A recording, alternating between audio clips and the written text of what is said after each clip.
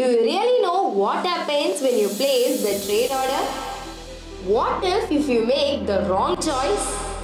Are you prepared for the risk involved in the world of stock trading? In this video, you will know when to use the limit order, market order, stop loss order and stop loss limit order. So without any further delay, let's get into the video.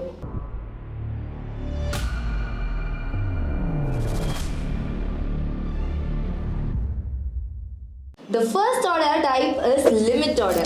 A limit order is an order where you specify certain price. If you are selling, you will be saying that I will sell only to this amount of price. And if you are going to buy, you will be saying that I will pay only when the price reaches this level. So here the price is very important in placing a limit order because you are going to set a price where you want to enter into a trade. Let me tell you by giving you an example. You go to a dress shop and you like the shirt very much. The shopkeeper says that the price of the shirt is around 2000. But you started to negotiate it around 1500. And you also tell that I'll come back after 30 minutes if the price is still around 1500, I'll purchase or no more. Here comes the actual risk. When you come after 30 minutes, the price may be higher or you might not even have the shirt at all. Similarly, this happens in the stock trading also. The price that you specify does not got hit, then the trade will not itself happen on that day. But what if execution is more important than the actual price?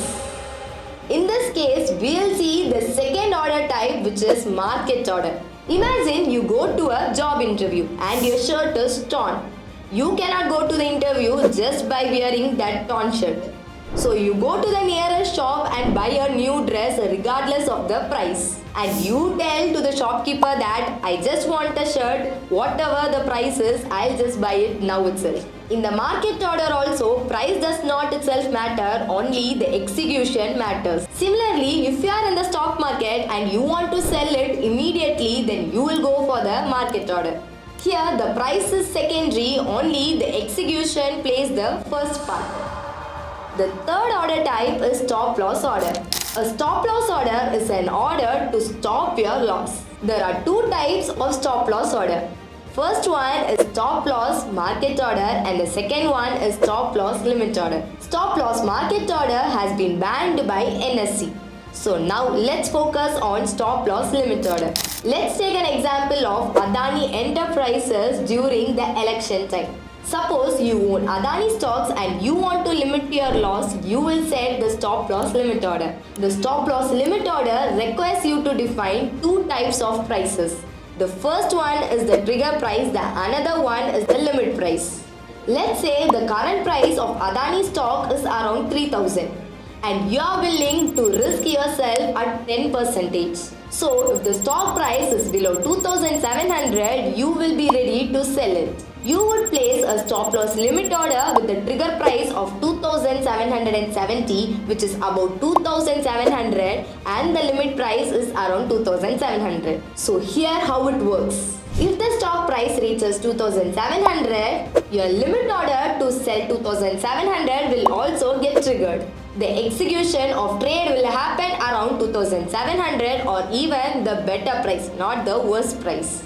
However, there is also risk in stop loss limit order. If the market moves too quickly and becomes a gap, your limit order might not execute based on the desired price that you have been set up. The fourth order type is stop loss limit order for buying. You can also use stop loss limit order for buying. For example, if your stock is trading around 200 rupees and you think that the price of the stock will rise. So now you can place a stop loss limit order around 210. Once the 210 level has been breached, the limit order will get triggered at 211 to execute. But like previous orders, the executions are not guaranteed and the slippages can happen. Yeah, that's it for today. You came to know about ins and outs of all the four key types of orders. So ask yourself that which order type you are going to use in your next trades. Hope this video finds useful for you. For more such videos and updates, don't forget to like, share and subscribe to our channel. Happy trading!